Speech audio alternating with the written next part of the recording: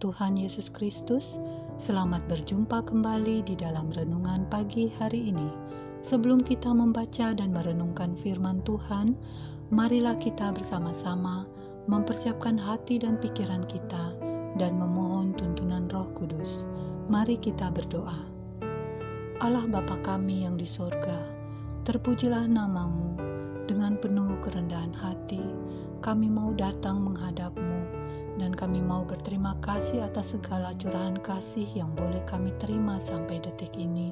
Walaupun kami sering lalai melakukan kehendak-Mu, ampunilah kami Bapa, sucikanlah kami kembali, agar kami layak menerima berkat firman Tuhan yang akan kami baca sebentar lagi. Kiranya Roh Kudus menuntun kami, di dalam nama Yesus kami berdoa. Amin. Saudara-saudari yang dikasihi Tuhan, renungan firman Tuhan pada pagi hari ini terambil dari Kisah Para Rasul 20 ayat 24. Saya akan membacakannya untuk kita. Tetapi aku tidak menghiraukan nyawaku sedikit pun, asal saja aku dapat mencapai garis akhir dan menyelesaikan pelayanan yang ditugaskan oleh Tuhan Yesus kepadaku untuk memberi kesaksian tentang Injil kasih karunia Allah. Saudara-saudariku yang terkasih, judul renungan pada pagi hari ini adalah Ketika Tugas Telah Selesai. Saudara-saudari yang dikasihi Tuhan, sebuah kalimat singkat, "And Fanny, she hath done what she could," Fanny J. Crosby, yang artinya, Bibi Fanny, dia telah melakukan apa yang mampu dia lakukan, adalah kalimat yang terukir di batu nisan seorang yang lebih dikenal sebagai pencipta lagu religi. Ia bernama Fanny J. Crosby.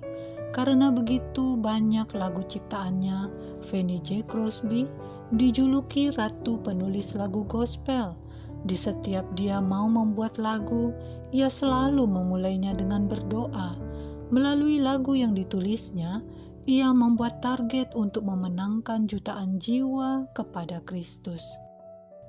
Fanny yang sedari kecil telah mengalami kebutaan, tidak ingin menyalahkan siapa-siapa atas kondisinya tersebut.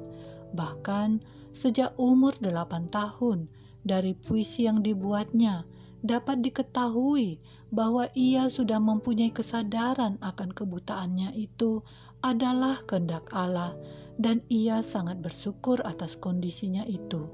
Karena dengan demikian, ia berkesempatan untuk bernyanyi memuji Tuhan. Pada usia yang ke-15, Fanny Crosby telah mampu menghafalkan pasal-pasal dalam Alkitab. Ibu dan neneknya lah yang berjasa menanamkan nilai-nilai iman Kristen kepada Fanny sejak kecil. Walaupun ia buta, Fanny Crosby mempunyai semangat belajar yang tinggi. Ia menyelesaikan pendidikannya sampai level pasca sarjana, membuat puisi, memainkan beberapa jenis alat musik, serta penyanyi sopran adalah kemampuan lain yang dimilikinya. Kepergian Fanny Crosby di usia ke-94 tahun telah mewariskan lebih dari 9.000 lagu himne yang saat ini masih kita lantunkan di gereja. Saudara-saudari yang dikasihi Tuhan, bila kita mendapati gambaran Fanny Crosby yang hidupnya sangat bermakna, demikianlah terlebih dahulu Rasul Paulus telah memberikan teladan bagi kita dalam menjaga komitmennya memegang teguh misi pengabaran Injil. Ia mengalami banyak penganiayaan, rintangan, hingga bercucuran air mata. Perjalanannya yang jauh rela ditempuhnya tanpa ia menghiraukan nyawanya, agar ia dapat menjangkau banyak jiwa yang mengenal Kristus serta mau bertobat. Ia bekerja untuk memenuhi kebutuhannya. Yang paling penting bagi Paulus adalah menyelesaikan pelayanannya untuk memberi kesaksian tentang Injil sampai mencapai garis akhir. Saudara-saudari yang dikasihi Tuhan, bagaimana dengan kita saat ini? Sebagai orang percaya, masing-masing kita juga dipanggil untuk menjadi saksi Kristus, memberitakan Injil Kristus, dengan tidak memandang latar belakang kehidupan kita dan dimanapun kita berada.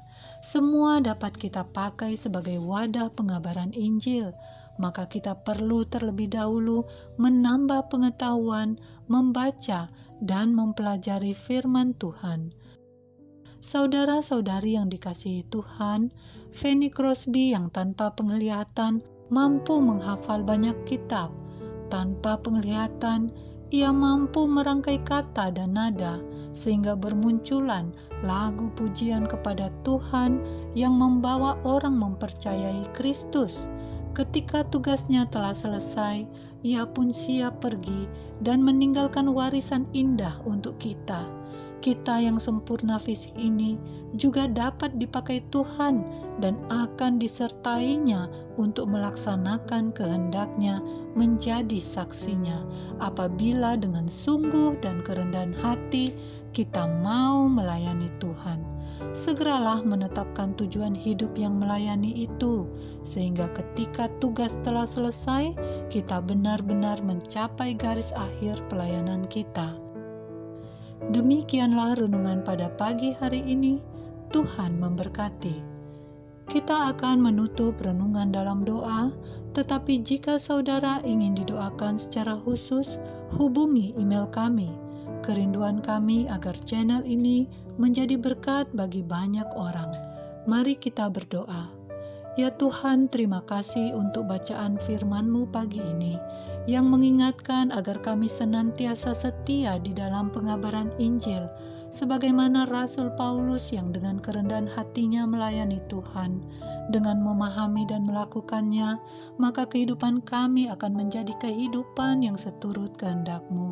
Mampukanlah kami ya Tuhan, dan tuntunlah kami di dalam melakukan tanggung jawab kami ini sebagai umat Tuhan, sehingga ketika tugas telah selesai, kami memperoleh kelegaan. Terima kasih Tuhan. Sebentar kami akan melanjutkan aktivitas kami. Kami percayakan perjalanan hidup kami ini hanya di dalam tangan pengasihan-Mu. Terpujilah nama-Mu Tuhan. Amin. Saudara-saudari, mulailah harimu. Kiranya kasih dan anugerah Tuhan senantiasa melimpah di dalam kehidupanmu. Muliakanlah Tuhan di dalam setiap aktivitasmu, dan jadilah saksi hidup bagi firman-Nya.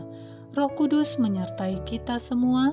Sampai berjumpa kembali di renungan berikutnya. Tuhan Yesus memberkati.